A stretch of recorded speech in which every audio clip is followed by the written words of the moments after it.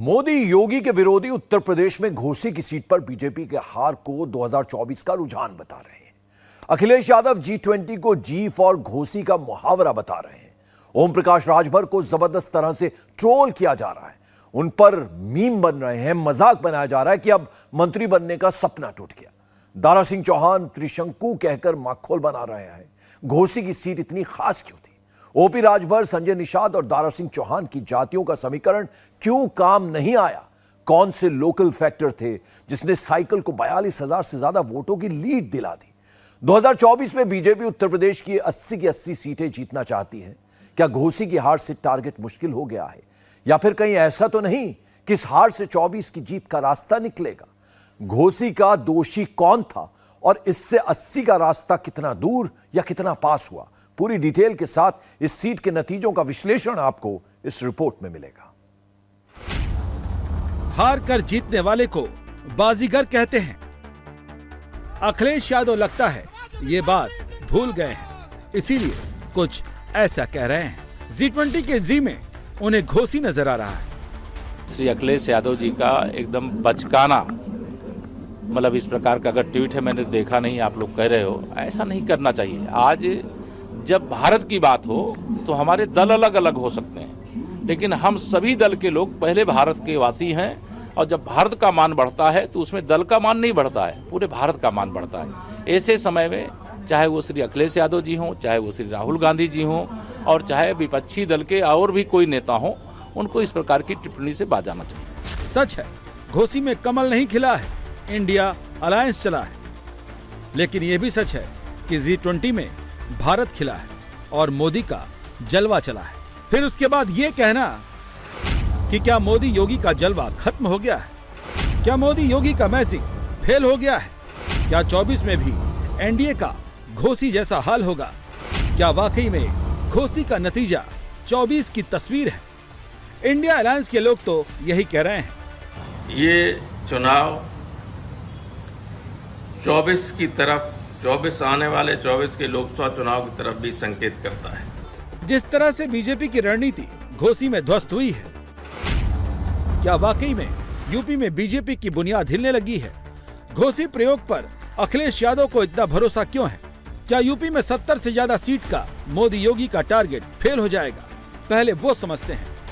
अखिलेश यादव की जीत भले हुई है, लेकिन इसे बीजेपी की रणनीतिक हार कहा जा रहा है, जिसमें पहली वजह है दारा सिंह चौहान का कैंडिडेट के तौर पर सिलेक्शन। दारा सिंह का बार बार पार्टी बदलना। दारा सिंह किसी पार्टी में टिक कर नहीं रहे, वो लगातार पार्टियां बदलते रहे। इससे उनकी छवि को नुकसान हुआ। कभी विधायक, कभी सांसद का चुनाव लड़ते रहे।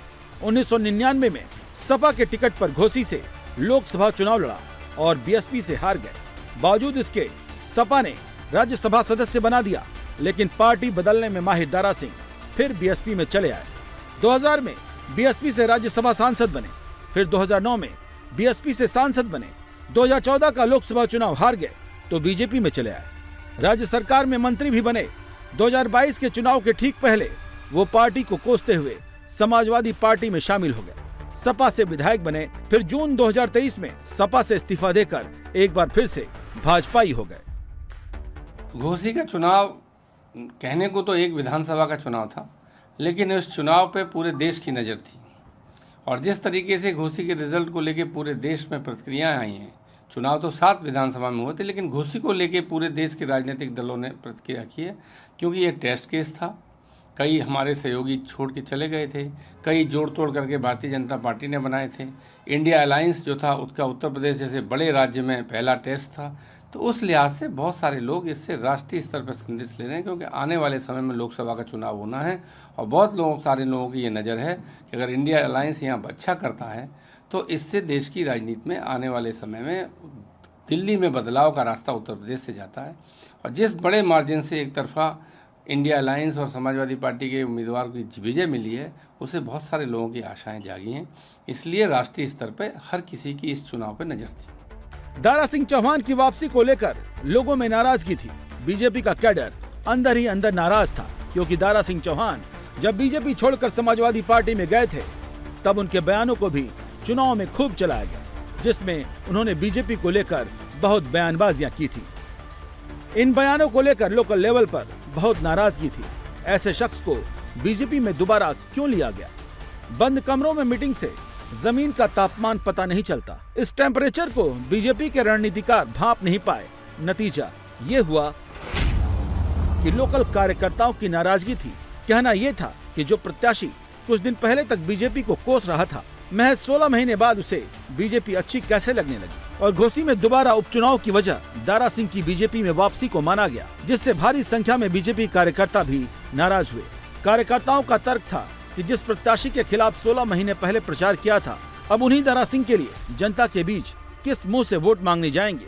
दूसरा तर्क ये था कि जब इस तरह से दूसरे दलों से तोड़कर नेताओं को चुनाव लड़ाया जाएगा तो पार्टी के भूमिहार राजभर, निषाद, कुर्मी, ठाकुर, ब्राह्मण और दलित नेताओं को मौका कब मिलेगा।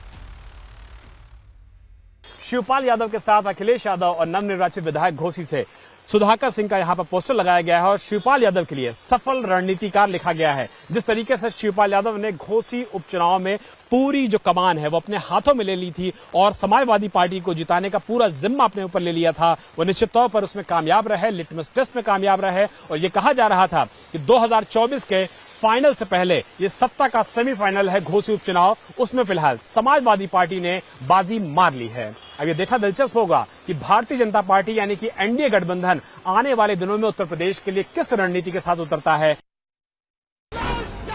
अखिलेश यादव भले कह रहे हैं एनडीए पर पीडीए यानी पिछड़ा, दलित, अल्पसंख्यक भारी पड़ गया। ये सच है, लेकिन ये भी सच है कि यहाँ नाराजगी योगी मोदी से नहीं है।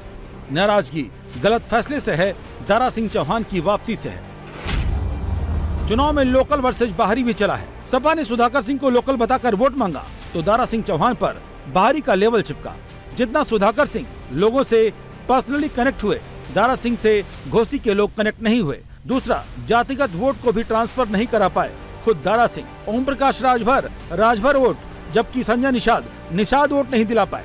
मोटा मोटा आंकड़ा बता रहा है कि इतना ही नहीं, अगड़ी जातियों में ब्राह्मण, राजपूतों, भूमिहारों और वैश्यों ने भी सुधाकर सिंह को वोट दिया। ये बीजेपी के कोर वोटर माने जाते हैं। और हैरानी की बात तो ये हुई कि दलितों ने समाजवादी पार्टी को ही वोट दिया। घोसी का नतीजा अगर बीजेपी के लिए मंथन का विषय है तो मायावती के लिए भी ये चिंतन का विषय है, क्योंकि उन्होंने यहाँ से कोई कैंडिडेट नहीं उतारा था। जिस तरह से घोसी की जनता ने समाजवादी पार्टी का सपोर्ट करा है, हम एहसानमंद हैं पूरी जनता का। समाजवादी पार्टी और अखिलेश यादव जी के नेतृत्व में अब जो भी चुनाव होगा, हमें पूरी उम्मीद है कि आपको ऐसे ही रिजल्ट मिलेंगे। घोसी में भी पूरी कोशिश की गई समाजवादी पार्टी को हराने की, लेकिन जीत का अंतर इतना बड़ा था कि कुछ कर नहीं पाए। आगे भी ये शुरुआत इंडिया अलायंस की जीत की शुरू हुई है। आगे देखिए आप, आगे क्या क्या नहीं होगा। अब सवाल है कि बीजेपी के लिए कितनी बड़ी चुनौती है और इंडिया अलायंस के लिए ये कितना फायदेमंद होने वाला है। क्या 24 में घोसी का ट्रेंड चलने वाला है? सबसे पहले बात इंडिया अलायंस की, जो घोसी के नतीजों में 24 की तस्वीर देख रही है।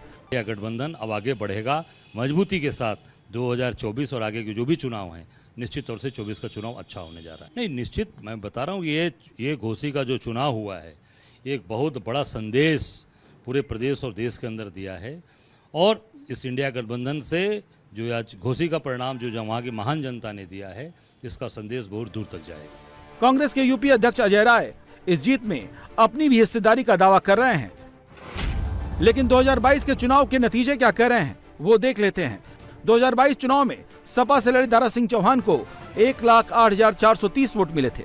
बीजेपी के विजय राजभर को 86,214 वोट, बीएसपी के वसीम इकबाल को 54,248 वोट, जबकि कांग्रेस की प्रियंका यादव को सिर्फ 2012 वोट मिले थे। इस नतीजे में कांग्रेस का कितना योगदान है, ये तो यूपी कांग्रेस के अध्यक्ष अजय राय ही बता सकते हैं। उधर अगर तुलना 2023 की करें तो उपचुनाव में सपा के सुधाकर सिंह को 1,24,427 वोट मिले और बीजेपी के दारा सिंह चौहान को 81,668 वोट मिले। तो बीजेपी के वोटर्स में बहुत ज्यादा फर्क नहीं पड़ा। बस जिस दलित और गैर पिछड़ी जाति का वोट बीजेपी को ट्रांसफर होना था वो नहीं हो पाया, इसीलिए हार जीत का अंतर बढ़ गया। और उधर मुस्लिम यादव ने एकजुट होकर जमकर सपा को वोट किया। इसलिए ये कह देना कि घोसी का नतीजा 24 की तस्वीर है, वो कैलकुलेशन सही नहीं है। यहाँ बीजेपी के रणनीतिकारों को सोचना होगा कि उनकी कैलकुलेशन कैसे गड़बड़ हो गई। क्यों पिछड़े और दलित वोट ट्रांसफर नहीं हो पाए? बीजेपी से चूक कहाँ हुई? ओम प्रकाश राजभर दारा सिंह चौहान की वापसी के अगुवा बने। अमित शाह के साथ मीटिंग हुई।